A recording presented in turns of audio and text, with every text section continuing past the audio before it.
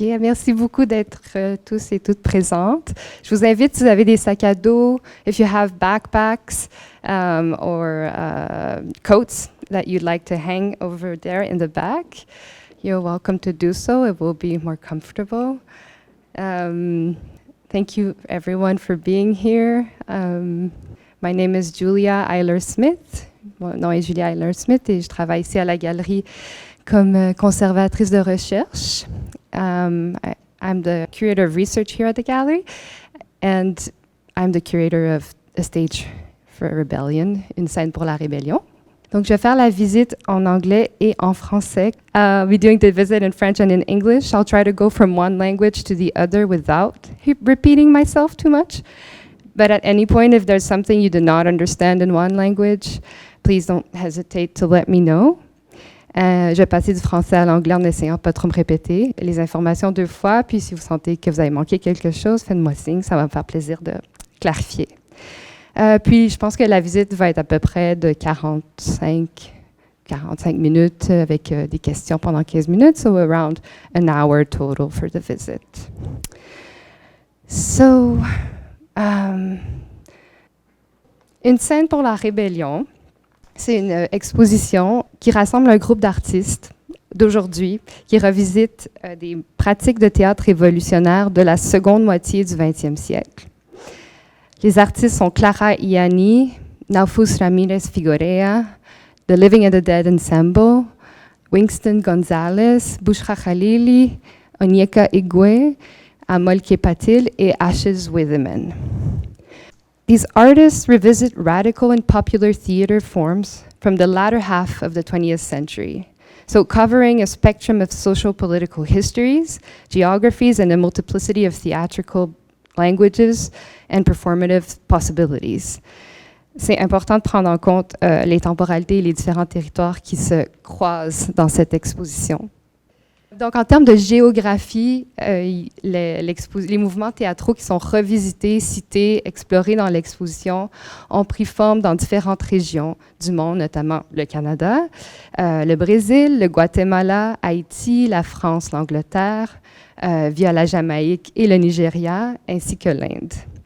So, in terms, and even you'll notice in terms of spatial organization, there's the works that are anchored in the Americas are sort of gathered on this side of the gallery, moving towards Europe, Africa, over there in the back, and South Asia here. So it's also a way to navigate the space. And as for the time frame, the plays and movements that are referenced emerged during a period ranging from 1940 to 1980, which was a period marked by various global movements towards decolonization as seen in Jamaica, Nigeria, and India, while other nations, such as Guatemala and Brazil, were navigating shifts towards democracy. Across the board, though, we can say that there was political instability and social unrest in those countries with resistance against authoritarian rule, military coups, oppression, or forms of exploitation. So it was a time of reform, revolution, and civil strife across these regions. And what is evident in these works is the time and space that separates the then with the now. Donc, c'est important pour moi de mettre en lumière ce contexte politique car il représente le dénominateur commun entre les œuvres. Les artistes dans l'exposition posent leur regard sur des mouvements théâtraux qui ont contesté directement des dynamiques de pouvoir marquées par l'oppression et la colonisation. Un autre élément, donc je vais juste parler de quelques-uns des éléments communs entre les œuvres, puis après je vais faire une présentation we'll dive into the works individually in a few minutes. Alors, un autre élément partagé par ces œuvres est bien entendu leur relation avec le théâtre et l'engagement politique. Mais de quel type de théâtre est-ce qu'il s'agit? C'est évidemment pas un théâtre traditionnel ou institutionnel. J'ai utilisé les mots en anglais radical and popular, donc radical et populaire. On pourrait dire grassroots as well. C'est pas un théâtre, c'est des pratiques expérimentales issues souvent de groupes de contestation des groupes radicaux. Puis la définition du théâtre dans l'exposition est souple, élastique. Dans certains cas, elle se rapporte davantage à une poésie civique. C'est un terme qui est beaucoup employé dans l'œuvre de Bouchra Khalili. Donc, poésie civique voulant dire poésie politique ou engagée qui vise à susciter l'action sociale. Plusieurs des groupes cités dans l'exposition se considèrent pas forcément des troupes au sens traditionnel du terme. C'est parfois un collectif à géométrie variable et un groupe de personnes qui souhaitent revendiquer quelque chose, une façon de promouvoir le droit à l'égalité, un espace pour parler d'une expérience vécue. Several of the works do not take place on the stage, but in the streets, and there's a direct continuity between what occurs on the street, protests, marches, and what they're staging, between activism and the plays, or even between reality and the stage. So just during our visit, I invite you to contemplate the various ways in which the body is staged in those works, and the different roles the body assumes. The body as storyteller, as a public demonstrator, a tool to tangibly convey abstract ideas, or to revive collective and social memory, a vessel to externalize thoughts and instigate change. The body also serving as a means to connect narratives, an instrument of expression, forming not just an individual, but a collective people and community. So there's no single individual, really, but always a we. Un autre élément à garder en tête durant la visite est la présence de textes et la façon dont chaque artiste active des archives et des histoires orales. Chacun des artistes mène des recherches au cœur d'histoires d'insurgence et d'agentivité et anime les archives lorsqu'elles sont disponibles. Souvent partielles, par contre, les archives nécessitent une reconstruction. Encore citant l'œuvre de Bouchra Khalili, la question « Comment héritons-nous des histoires ?» surtout quand elles sont fragiles et disparues. Donc, les œuvres partagent leur point de vue sur l'histoire avec un grand H. They're sharing point of views on history with capital H, and instead they're telling their own histories. So that was the introduction to the general curatorial line of the exhibitions, and now I invite us to maybe merge a little bit towards the other side of this gallery. Perhaps I can mention that we're facing the 3-channel video of The Living and the Dead Ensemble, but we can go back to that. The work I want to speak about first is the work that is at the entrance of the gallery, but it's in the vestibule, so too small to welcome us all, but maybe we can just gently be directed towards it so that we can catch a glimpse.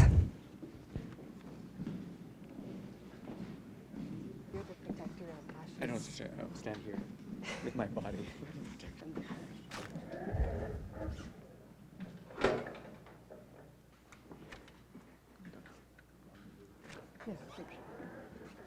L'exposition commence avec une œuvre de Clara Ianni, a Brazilian artist, in which she revisits the history of experimental theater called Teatro Arena in São Paulo, and active in the 60s. Et dans cette œuvre, Clara a invité un acteur, Isaías Almeida, à se remémorer une pièce de théâtre dans laquelle il avait joué en 1965. So she's filming Isaías Almeida trying to remember the play in which he played in 1965. This was 1 year after the military coup in Brazil, and it was the first play that was staged against the military dictatorship. It's a play that tells the story of a slave rebellion from the 17th century in Brazil, and which has as a main character Zumbi dos Palmares, who was a true historical figure and who resisted to free the slaves in northeastern Brazil in that period. Alors, elle a tourné la vidéo dans le théâtre Arena au même endroit où la pièce avait été jouée en 1965. Puis, elle lui demande d'essayer de se remémorer quels étaient les dialogues, les déplacements. Puis pour ce faire, c'est définitivement pas frais dans sa mémoire à l'acteur.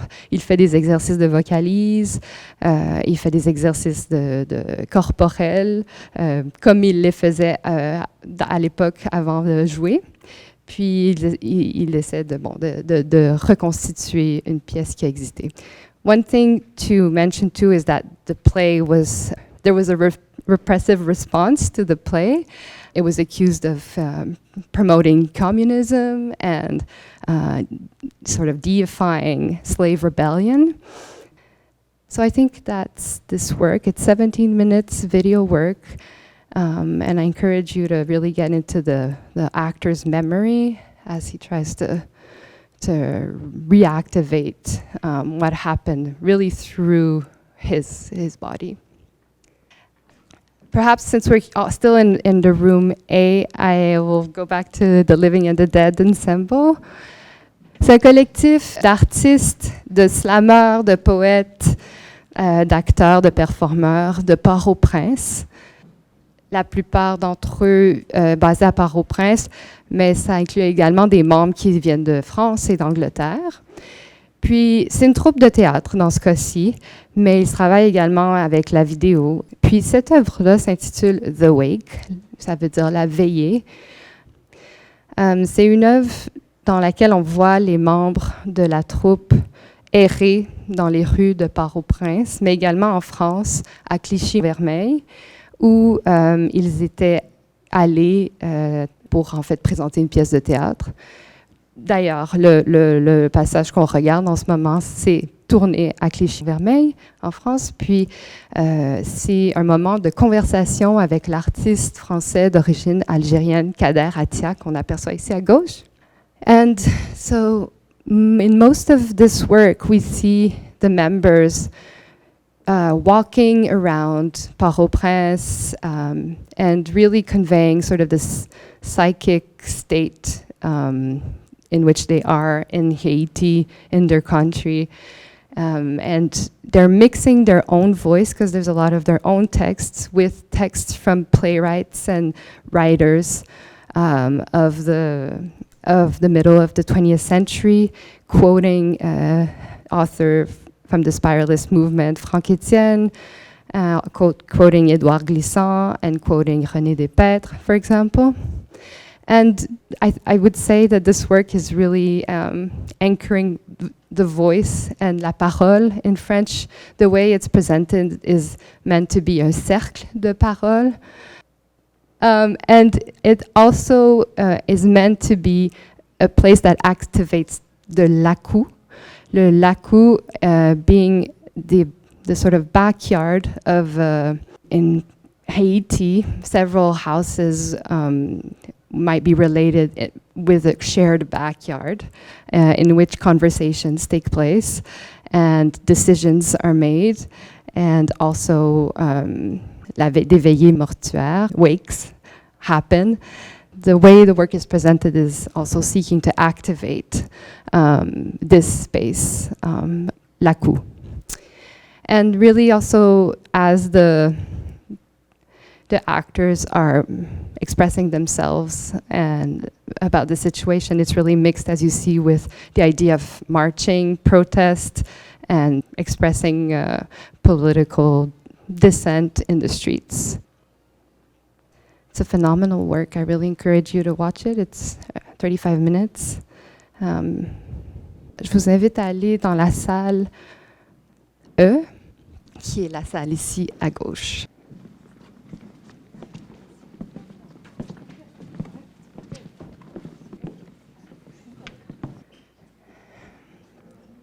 So now we're entering in a space that presents Narfus Ramirez Figueroa's work in conjunction with Winston Gonzalez. And in terms of geography, we're in Guatemala, and especially the context of the Civil War in Guatemala. I'll wait for everyone to be inside. So in the same way as in Brazil, there was a military coup in '64, in Guatemala, during the 70s, there was civil war and a US-backed military regime in power. Alors, c'est une œuvre avec plusieurs strates et couches, donc je vous invite à être patient pendant que je fais la trajectoire. Mais c'est au fond une œuvre qui commence d'une pièce de théâtre du dramaturge Hugo Carrillo. Donc lui, il a écrit une pièce qui s'appelle Le cœur de l'épouvantail, The Heart of a Scarecrow. L'œuvre a été représentée par des groupes de théâtre, une troupe universitaire de l'université populaire de Guatemala. Ils ont donc représenté cette pièce, puis en fait, elle a été reçue avec énormément de répression là aussi. So they restaged the play of Hugo Carrillo's, the student troupe from the Popular University of Guatemala, and it was met with repression. So authorities put fire to the theater. One of the actors was assassinated, and there was a lot of death threats to the other actors. So it became an extremely taboo topic. And Naufus, Naufus Ramirez Figuerea, his uncle happened to be part of that troupe. Naufus was in Guatemala, but he and his family moved to Vancouver, British Columbia. And the story is that his uncle's house burnt in BC. And after this event, he remembered, or sort of it triggered the memory of this story, and he shared it with Naufus. Puis, après que son oncle lui ait raconté l'histoire de son expérience dans cette troupe, puis la réponse, Naufus a décidé immédiatement d'aller essayer de reproduire ce qu'il imaginait avait pu être cette pièce. Puis, les aquatins derrière vous, donc the aquatins that are in the back, are the first version of his interpretation of what that play, that restaging of the play might have been. Yes? Quick question though. So yesterday I was listening to the audio of this, and a dog was barking. Does that signify anything in the play? In the original play, the Like when this guy was walking, yeah. the dog was barking, so I wasn't sure what that meant. I feel like that's just the city soundscape of in Guatemala City. There are always dogs barking, but I read the original play and I don't remember any dogs, so it's not a direct reference to the play. Though we can definitely read something into it, and yeah, the barking, we don't hear it because they're headphones, but the barking is quite present and feels threatening a little bit. Did you have an interpretation for that? No. Yeah. One thing that this makes me think of, the original play is called The Heart of the Scarecrow, and the idea of the scarecrow, l'épouvantail, the author uses this as a metaphor for the bodies that were thrown in the fields and that were found in the fields. Si vous regardez les aquatinthes, on voit à la fois des corps vivants, potentiellement non vivants, puis des êtres humains et non humains, souvent campés dans des champs de maïs. Donc, après cette première version de l'œuvre par Naufus, il a invité son ami, un collaborateur, Winston Gonzalez, qui est un poète guatémaltèque, à écrire un scénario pour réimaginer encore une fois la pièce qui a été représentée par les étudiants. So Winston wrote his own version, and this is presented on a stack of transparent acetates on a transparent table here in the back. This is the scenario and the artistic process of writing a new version of the play, which is no longer titled The Heart of the Scarecrow, but titled Place of Solace, so lieu de réconfort. So the script and the video that we're watching here is titled The Place of Solace. And in his version, in Winston Gonzalez's version, he imagined the characters, 5 characters: the oligarchy, president, the ranger, the church, and the scarecrow. So each of these characters represent one of those powers in place. And they have these incredibly beautiful costumes, which happen to also really get in the way of their movements. And this chorus is sort of absurd. You can't really make sense of what they're saying. Often their voices are, their mouths is blocked by their costume. It's as if they're trying to communicate, but nothing they're saying is making sense. And there's a lot of bodily sort of seduction between them. And so that's also how Winston Gonzalez thought of these characters as trying to seduce themselves, trying to get something out of the different powers. Yeah, they have sort of a clown aspect to them. Dernière chose aussi, c'est que la pièce a été rejouée là aussi dans l'université et le théâtre où ça s'est tenu la première fois. So this is the university, Popular University of Guatemala's stage. And what we saw earlier was sort of the atrium. So they're occupying again that space.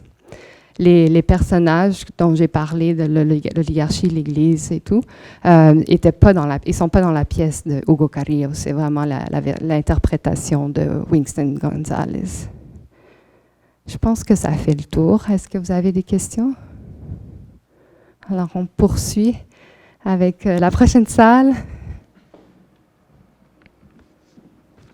So I turned off the sound of this work, and the next work we'll be looking at, but usually their sound is ambient, and actually a little bit crossing. Sort of can hear a bit of both as you watch the films. So this is Bouchra Khalili's piece, The Tempest Society, La Société de la Tempête. Une œuvre de 2017, de 58 minutes.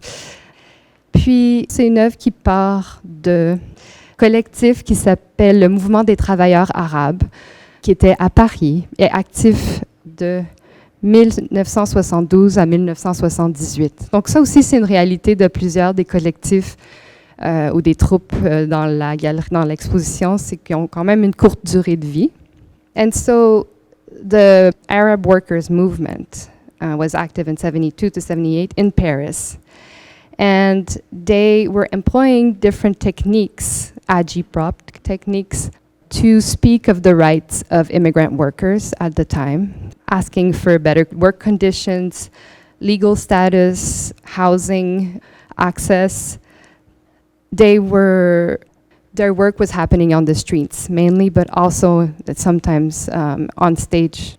Bouchra Khalili is putting that history and connecting it to Athens 2017, 2016, and especially what has been called the refugee crisis, or the economic crisis there, and how it was impacting refugees, immigrants. And she's choosing 3 actors, Athenians, young actors, to almost impersonate the 3 members of the Arab workers movement. So there were 3 main ones in the 70s, and those are sort of impersonating the 3 of them. And one of the members of the original troupe, Philippe Tancelin, is the only sole survivor of the group, and he's also in that work. Dans cette œuvre, ils invitent aussi des gens en dehors de la troupe à venir prendre la parole, puis parler de leur expérience en tant que réfugiés ou personnes sans statut à Athènes. Par exemple, il y a une femme dans la jeune vingtaine qui est né à Athènes, mais même si tu es né en Grèce, tu n'acquiers pas le droit de la citoyenneté. Donc, à 18 ans, elle perd son droit, son statut en tant que fille d'une personne résidente. Puis, donc, elle n'a plus accès à l'université. Donc, elle devient du jour au lendemain sans papier. Puis, bon, on la voit un peu s'interroger à qu'est-ce qu'elle peut faire. Puis, être très consciente qu'à tout moment, elle peut être arrêtée. There's so much to tell about this work. It's extremely rich and well edited, and it's really merging several stories together. So I encourage you also to spend some more time with it. Are there any questions? I haven't mentioned that the name of the troupe, I said the Tempest Society. The Athenian version is the Tempest Society, but the one from the Arab Workers' Movement, the group was called Al-Asifa, which means tempest in Arabic. Yeah. Okay, let's go to Onyeka Igwe's piece. Alors, cette vidéo est un diptyque qui s'intitule History is an Endless Play. L'histoire est une pièce sans fin. Donc, l'artiste s'est replongée en 1947 à Londres. C'est une artiste dont le travail s'inspire beaucoup des archives, est ancrée dans la recherche, dans les archives. Et dans ses recherches, elle a notamment constaté que l'année 1947 était vraiment un moment fort de solidarité et de rencontre entre plusieurs communautés diasporiques appartenant à des colonies britanniques. Donc, plusieurs artistes intellectuels qui se sont retrouvés à Londres à ce moment-là et qui, comme le démontrent les archives, faisaient partie d'associations, se rencontraient dans des lieux physiques concrets, avaient des soirées de ce qu'on pourrait considérer soirées de réseautage, donner des conférences. So all these several of these people happened to be in London at the same time, coming from different places, including, for example, Sylvia Wynter, who is a Jamaican playwright, cultural theorist, author, teacher from Jamaica, who was studying in London at that time. So she would have been a young student then in London. And Funmilayo Ransom Kuti, a Nigerian political figure, feminist, coming then from Nigeria to, give political speeches, meet people. And it was a moment of strong movement of Pan-Africanism, which was meant to promote unity, solidarity, and empowerment among people of African descent, and both on the African continent and in the African diaspora. So that's the context. And Onyeka chooses to imagine what would have happened if Sylvia Wynter and Funmilayo Ransom Kuti had met and had decided to write a revolutionary play. They're characters that are inspired by Sylvia Wynter and Funmilayo Ransom Kuti. The artist doesn't say that they're exactly them for reasons that we may understand. So in the work, there are moments where the actors are enacting the play itself that is imagined by the artist. And then there are moments like the ones we see right now where the actors are practicing, they're rehearsing. And there are other moments we see the group of actors are studying the archives. So she's bringing all those moments of the making of the work in the piece. I have to say also, cette version est une version de 5 minutes, c'est une courte vidéo, mais elle est en fait elle s'inspire d'une version plus longue qui s'appelle A Radical Duet, dans laquelle l'œuvre est plus narrative et de durée de 30 minutes. So also last thing I want to say about this work is that all these places that she films in London are the places where meetings were occurring. So these are sort of the excerpts in black and white are places of black sociality in London at the time. In the back, there are some archival paper. Donc, les archives qui sont sur l'étagère sont des preuves que ces gens se retrouvaient là. On a une carte postale, par exemple, qui a été envoyée à Funmila Johansson-Kuti, montrant qu'elle était à Londres, parce que l'adresse qui est écrite est une adresse à Londres. Puis il y a d'autres preuves, pas des preuves, mais des documents historiques des associations qui existaient à l'époque. Voilà. Il reste 2 œuvres. 2 artistes dont j'aimerais vous parler ici dans la salle Amol Kepatil. Je vous invite à faire attention et ne pas vous appuyer sur le mur où les impressions se trouvent. So, Amol Kepatil, c'est un artiste de Mumbai. Et lui, c'est un fils d'un dramaturge expérimental et le petit-fils d'un performeur de Powadas, qui est une tradition de chant de protestation. So he's the son, he has a legacy of theater linked to resistance, his father and his grandfather being very, very involved in theater and political engagement. And in this work, these 2 works in particular, he's revisiting a play by his father, Kisan Patil, and his grandfather is Kunaji Patil. And this work is called Many Kilometers, Several Words.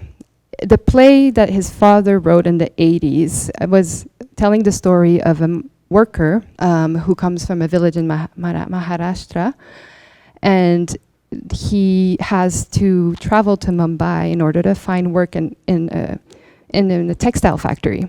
And his wife remains in the village, and they correspond by letters. The play is sort of this correspondence between the husband and the woman. And in his cards to her, he describes the conditions of working in textile factories. And this happens to be at a time where in the west of India, there was a major strike by workers of the textile industry. 250,000 workers were on strike in the 80s, if I'm not mistaken. And so this is really the climate in which this play was written. And Amol is using photographs, what he inherited from his father. His father passed when he was young, so he inherited photographs, scripts, recordings, and a lot of his work uses this material to try to sort of reconstruct the plays and the histories. Donc, la vidéo, on voit l'artiste qui reproduit des mouvements répétitifs que des ouvriers vont faire dans des usines de textiles. Et en même temps, il y a une sorte de convergence ou de coalescence entre la machine et l'ouvrier. Donc, c'est lui-même qu'on voit 4 fois reproduit, puis c'est une œuvre silencieuse de 5 minutes où on le voit tout simplement répéter des mouvements corporels. And I'll finish, I'm almost finished. Un dernier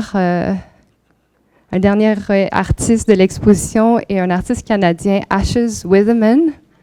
Donc, toutes les petites sculptures, il y en a 4 au total, que vous avez vues dans l'exposition, sont des œuvres de Ashes Witheman, un artiste qui habite en Colombie-Britannique. Et dans son cas, il fait référence à des troupes médiévales, entre autres, le théâtre de rue, les troupes ambulantes, en quelque sorte.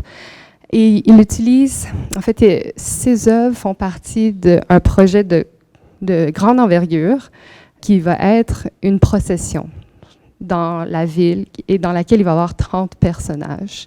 Chaque personnage va avoir sa propre personnalité et va demander, va revendiquer un droit en particulier. So it's part of a larger project with 30 characters. And these are the instruments, the costumes, the tools that not each, because there's only 4 works here, but that each of these characters would carry as they march and protest in the street. This is a work that is in the making by the artist, and here we have a small a small view of that.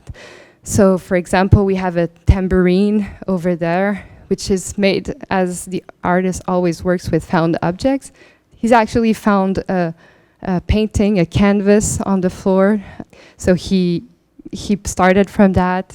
He used des bouchons de bière, beer caps, which are flattened as sort of the sound-making pieces.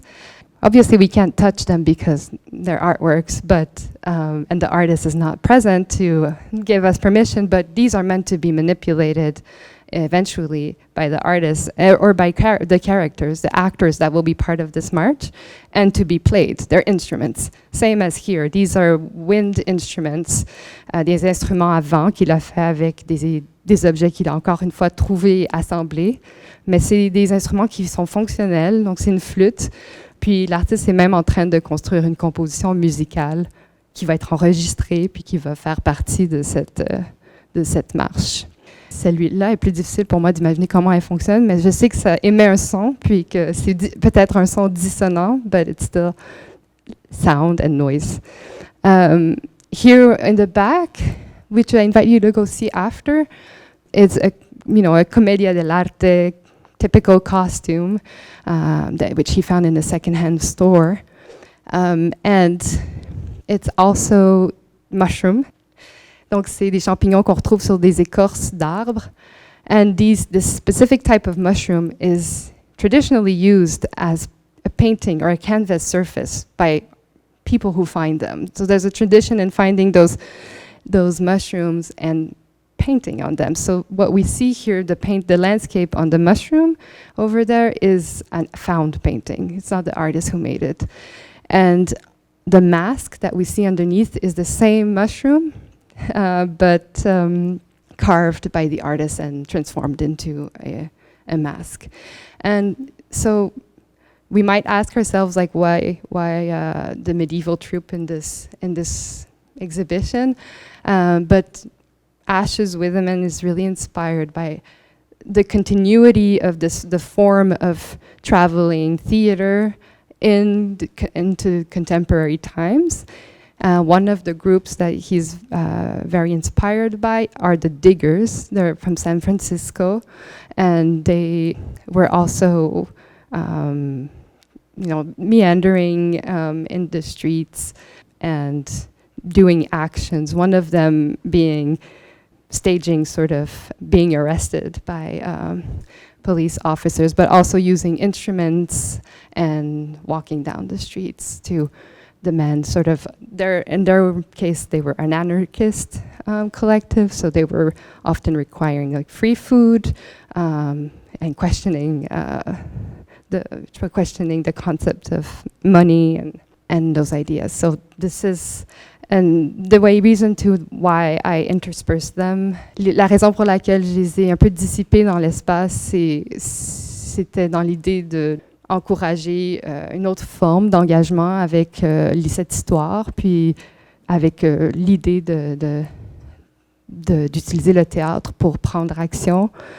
Donc, c'était dans l'intention de penser à comment on peut utiliser des instruments et les amener vers l'extérieur ou sortir un peu du contact avec l'art et de penser comment on amène ces idées à l'extérieur. So I think that's the tour. Thank you so much. Merci. J'ai pas mentionné, mais il y a une œuvre dans la vitrine. Also a work by Ashes with Women in the vitrine, and it's part of the same body of work. It's meant eventually to be carried, and we see a painting on a pillowcase, again, found materials, making fun of, in this case, Wagner mania, la Wagner manie, folie, related to the musician Wagner. So, thank you so much, everyone. Thank you for your attention. Merci tout le monde.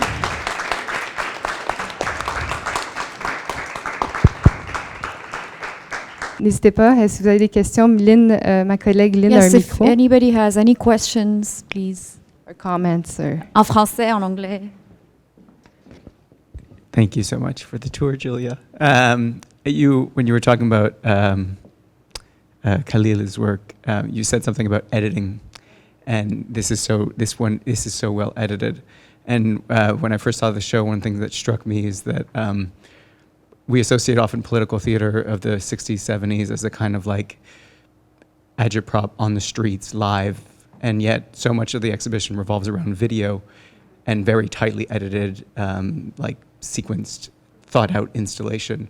And I was wondering how you conceive of the transition of theater, which is thought of as a live art, into a cinematic or into a video art, because so many of these works really revolve around these well-edited, well-thought-out experiences that are cinematic and that are not necessarily, as you described it, a kind of like traditional forward-facing theater. So, yeah, just curious about that. I think, yeah, it's a great question, one that has been on my mind a lot, but also one that I'm not wasn't fully able to answer. But I guess one of the main things is, so this is a show about how visual artists are interested in this history.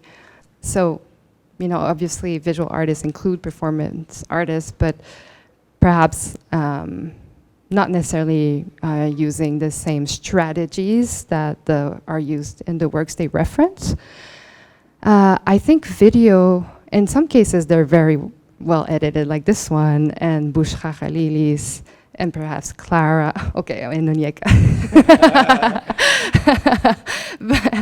Except Naufus, which, I mean, it feels more like a sort of shaking camera following the performers. It feels like the filming is second, and the performance is what was the main aspect of it. I think video really allows to tell several stories, to play with narrative. I feel like there's just this freedom that is allowed. I don't want to speak for the artist, but that's my reading of it.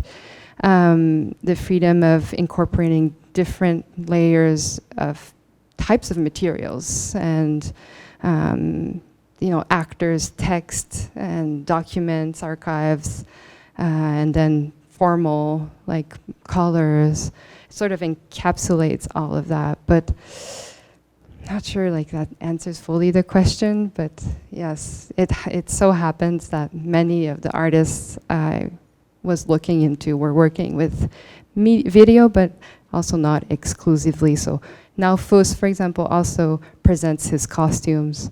I considered presenting that wasn't possible, but yes.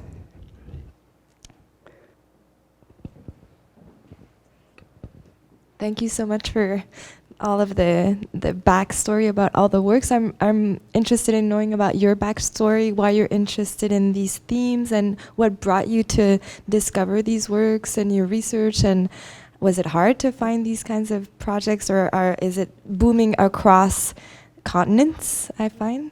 So a bit of like you as a curator in your process with this work. I'd say like I'm definitely my practice, my research interests are related to street-based, street-anchored works, performative works, and sort of the line between art and activism. So these are definitely recurring themes and something I'm very drawn to. Also works that I find are important and have something they're trying to message that they're trying to pass. So I definitely am drawn towards these works. In this case, there were some artists I already knew, and I knew I wanted to work again with works that are between the street and the art gallery, or and for example, Naufus and Clara and Onyeka were artists I already was familiar with, and it was in spending time with their works that I noticed that theater was present in their work, and also in general. And I had come, even, you know, if you think of the last Momenta, theater was such an important theme. I felt like theater was in the air in the visual arts, and that was also a past I wanted to investigate further and try to understand why artists are spending time with these histories and spending time with these forms. What's right now? Why are they relevant to them? What are they doing? What kind of message they're passing that there weren't? Yeah, what's the strength in theater and why is it relevant today? So, and in terms of geographies, I felt it was important to show that it was something happening across different places. I mean, it's such a rich history. This is not even like a small fraction of it. There was so much theater, radical popular theater happening in Indonesia, in the Philippines, in Canada as well. This is something I thought of investigating more, but I actually didn't have the resources to look into in terms of, I think I would need more time in terms of looking into indigenous theatrical practices. And this is a great opportunity for me to say that Ange Loft, she's a theater maker, an artist from Ganawage, who lives in Toronto. She will be here Saturday, and she will do a workshop in which she will try to extend the rebellion in each of the work. But she's someone who's interested in the history and is researching the history of these indigenous popular and radical theater of 60s, 70s in so-called Canada. So I think there's a lot of room for other projects to be made in exploring these themes.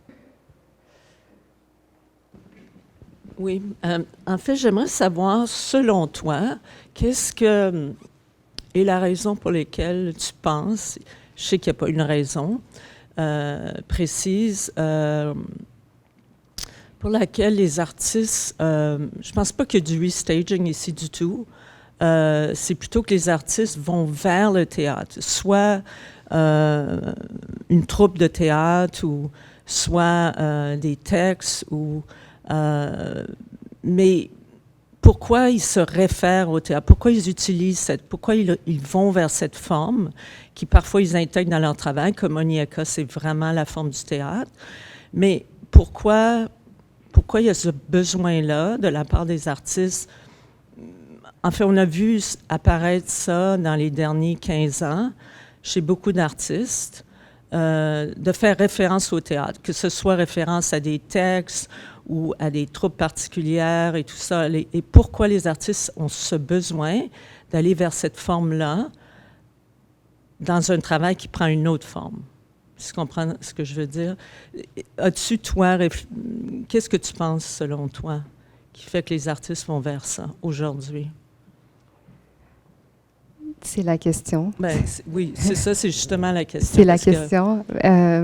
Dans le contexte de cette exposition, j'ai l'impression que le théâtre, à l'époque, était vraiment, du moins ces formes de théâtre étaient vraiment associées à des formes de contestation, puis que des artistes d'aujourd'hui trouvent inspiration, voulant également aborder des enjeux de décolonisation, de revisiter cette histoire anticoloniale, trouvent des exemples incroyablement inspirants dans le théâtre, peut-être qui sont moins tangibles ou moins nombreux dans d'autres sphères. Il y a quelque chose dans le caractère incarné aussi de ces mouvements. Après, est-ce qu'on est dans une période désincarnée qui nous amène à vouloir reconnecter avec des formes plus incarnées? C'est peut-être une hypothèse.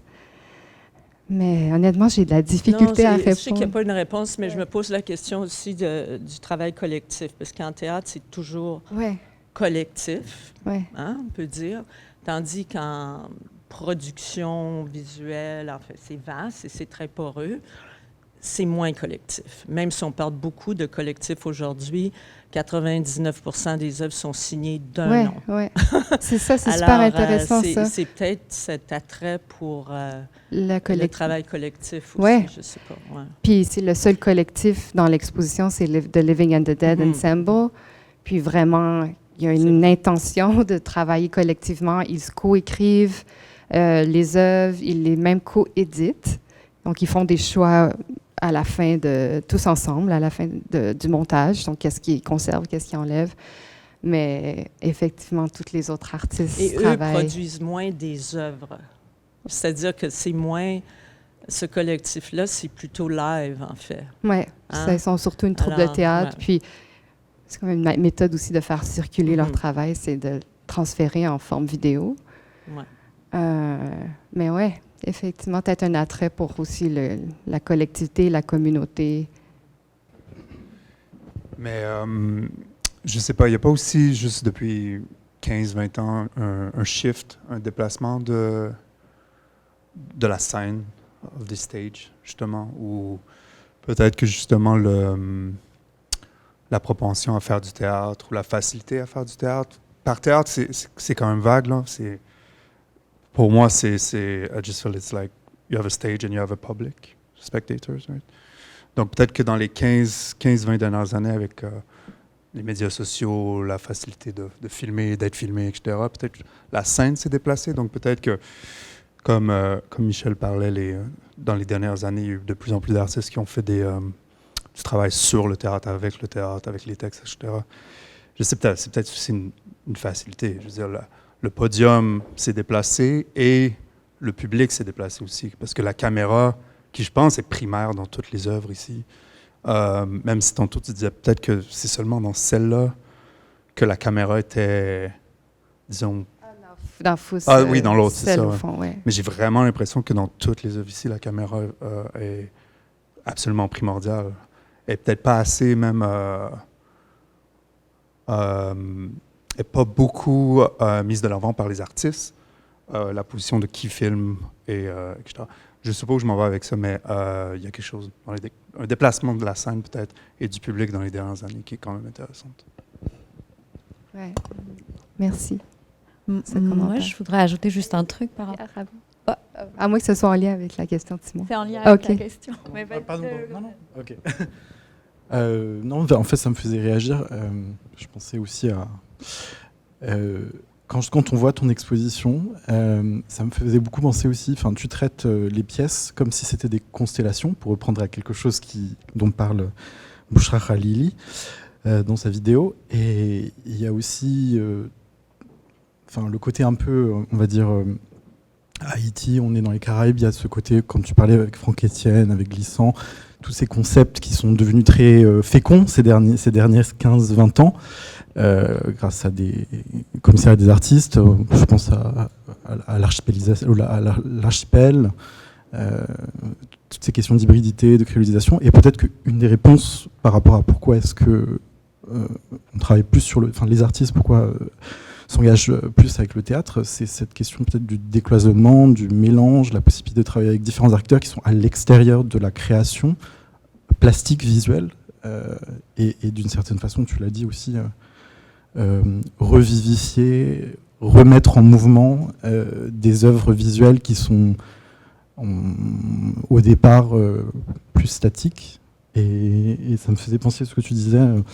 La caméra, j'ai presque l'impression que dans ces œuvres-là, la caméra est comme un acteur, en fait. C'est comme quelque chose qui arrive en plus. C'est pas quelque chose qui... It's not peeping. Voilà. Elle est pleinement là, elle est pleinement dans le récit. Et les artistes jouent avec. Moi, j'avais une question. Du coup, moi aussi, je pars dans mes réflexions. Je vais juste commenter, c'est super intéressant l'idée que l'intérêt puisse venir du fait que nombreux auteurs qui étaient également dramaturges, comme Franck Etienne, Édouard Glissant, sont également des auteurs de pièces de théâtre. Donc le fait que leur nom puis leurs travaux circulent autant, il y a autant de visibilité, peut-être que ça aussi, ça fait naître un intérêt pour le théâtre de l'époque. Et tu parles de Glissant, le cas de Glissant, il est intéressant parce qu'il est inclassable. Est-ce qu'on le trouve en poésie? On le trouve dans la partie littérature française, littérature francophone, théâtre, c'est intéressant. Moi, j'avais juste une question un petit peu, on va dire, plus terre-à-terre, qui rejoint peut-être que ce que toi tu as demandé.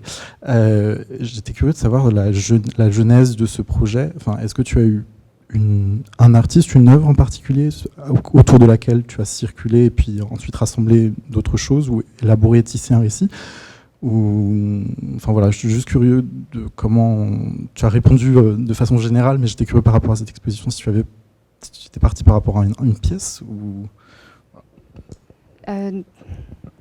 Non, pas particulièrement une œuvre autour de laquelle j'ai circulé, mais plutôt l'envie de travailler autour de la rue, puis les artistes dont le concept et l'espace de la rue est primordial. Puis, oui, Naufus, le travail de Naufus, Ramirez Figueroa, puis Clara et Bouchra étaient vraiment...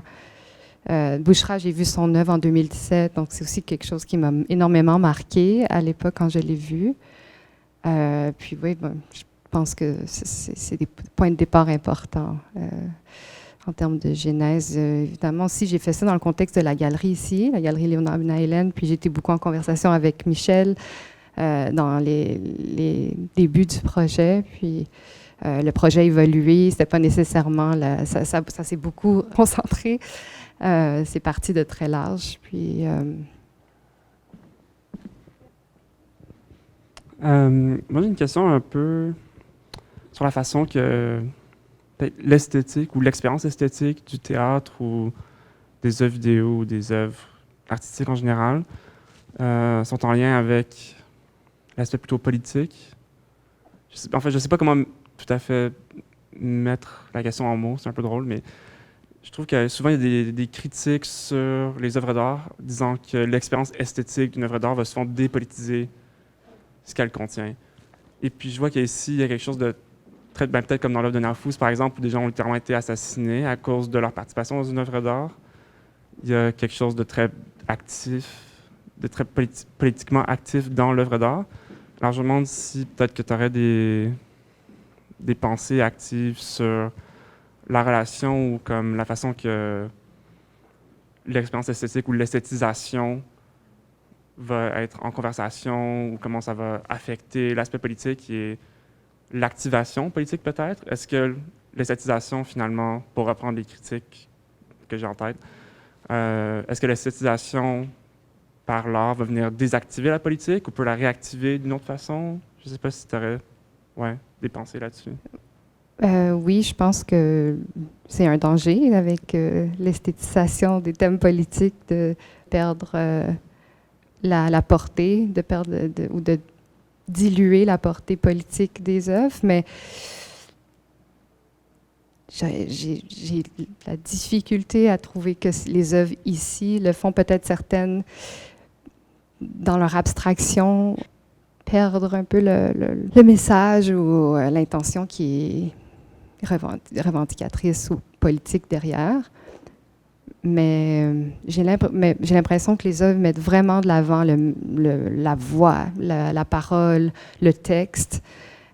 Puis je sens pas qu'il y a une esthétisation qui prend le dessus, puis qui met un voile devant.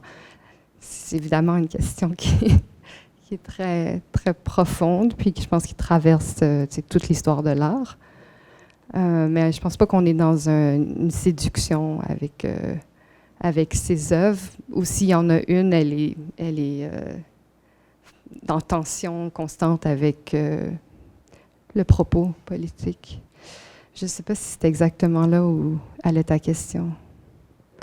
C'était une question plutôt vague, j'imagine, mais je pense que ça se dirige vers ça, mais peut-être pour mettre comme une dernière partie à la question. J'ai l'impression que souvent la critique, c'est aussi qu'en esthétisant quelque chose, ça devient consommable, peut-être. Et puis quand quelque chose est consommé, ça devient apprivoisé, peut-être. Alors je me demande, finalement, peut-être qu'il y aurait des techniques ou des façons de résister à la transformation en objet de consommation de la politique par sa transformation, j'imagine sa transformation en œuvre d'art. Merci. Tu avais une question, Lynn? Non, j'avais pas une question, j'avais une sorte de réflexion par rapport à ce que tu viens de dire et par rapport à ce qui a été dit autour du retour au théâtre.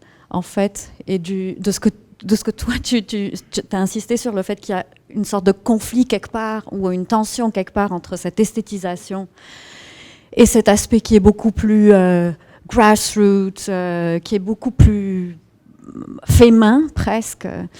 Deux choses, en fait, c'est que, premièrement, l'esthétisation, elle vient à mon avis, elle viendrait clairement du fait que ce sont des œuvres qui sont dans un espace in a white cube, en fait. C'est très... tout de suite, ça devient esthétisé et aseptisé quelque part. Mais aussi, ce retour-là des artistes à la question du théâtre, c'est parce que le théâtre, éventuellement... Enfin, c'est qu'à la base, quelque part, dans la substance de... la réponse est dans ton titre, en fait, dans l'intitulé de l'expo.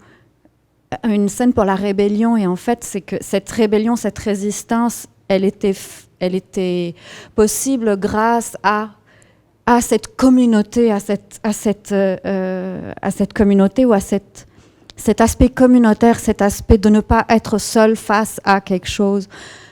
Donc, en fait, le théâtre étant quelque chose that gathers, quelque part, à mon avis, c'est peut-être la raison pour laquelle des artistes seraient retournés, au lieu d'être seuls avec l'œuvre, seuls avec l'objet, seuls dans un espace où c'est aseptisé, esthétisé, etc. Donc, il y a plus un champ, quelque part, propice à la rébellion, mais aussi à la résistance. Et de là vient ma question.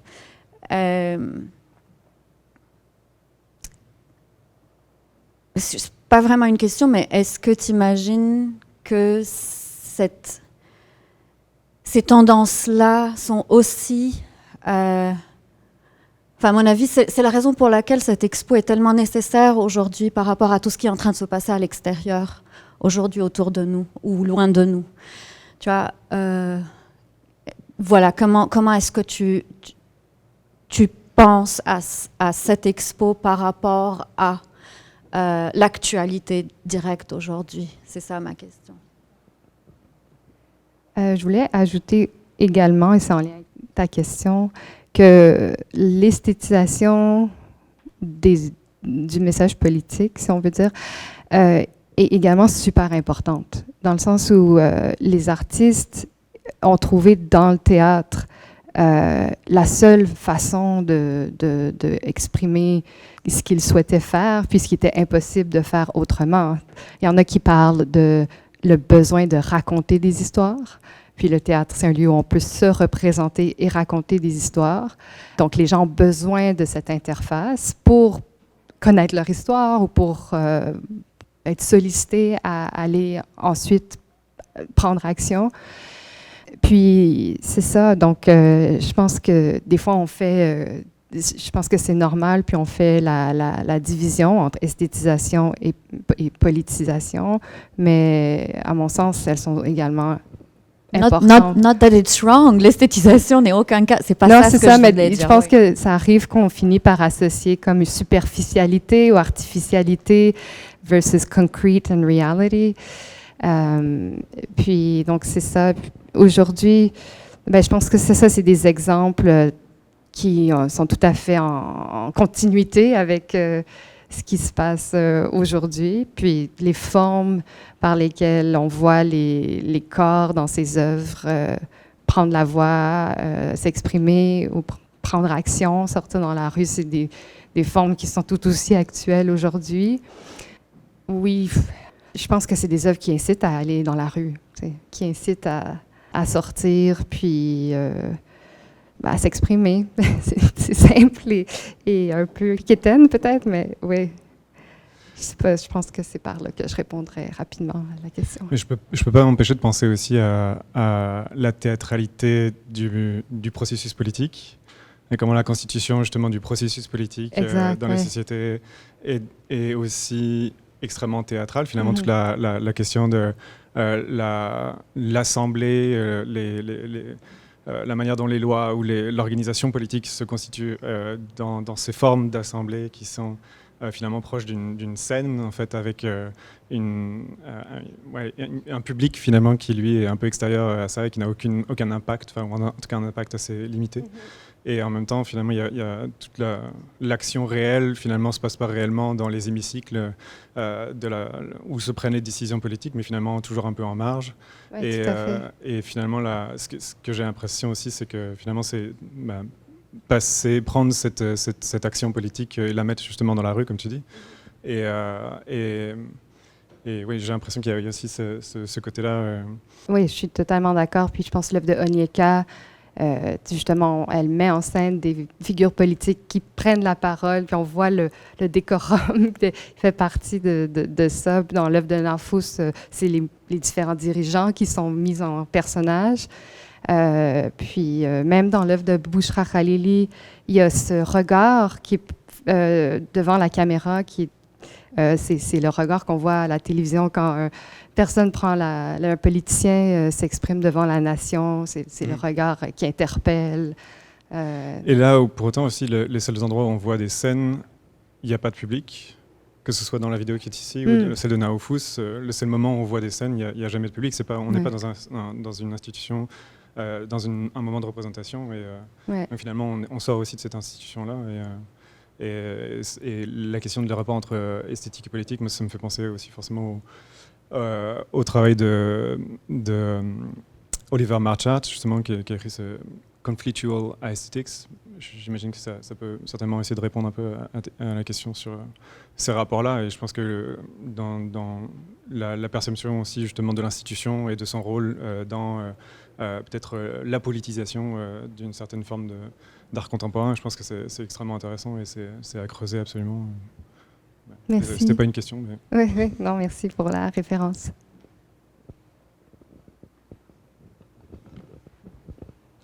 Moi, je voudrais juste dire que le travail de commissariat est colossal, étant donné le défi qu'il pose comme questionnement de base par rapport à l'historicité de la chose, comme un regard historique sur un fait qui se passe hors galerie, dans un lieu public, dans des contextes culturels si diversifiés, ici problématiques par rapport à eux-mêmes, puis de se réunir aujourd'hui ici et essayer de faire sens de l'essence politique et le rapport à la théâtralité et le rapport à l'art contemporain et les 30 dernières années qui ont passé.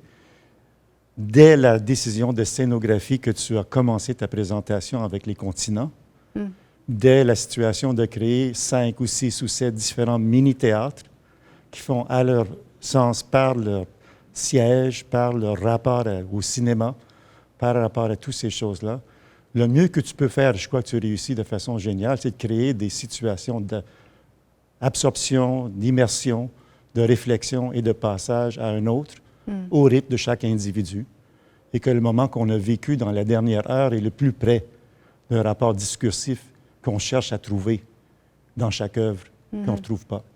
Autrement dit, le moment théâtral, il se passe dans le moment, avec un public, une communauté qui s'est réunie autour d'un travail de commissariat. Et que ce soit la forme d'une exposition ou d'une anthologie ou d'un livre, c'est le défi de l'historien d'art, du commissaire. Et je tiens à te féliciter pour ce que tu as fait, c'est tout. Merci beaucoup. C'est très gentil.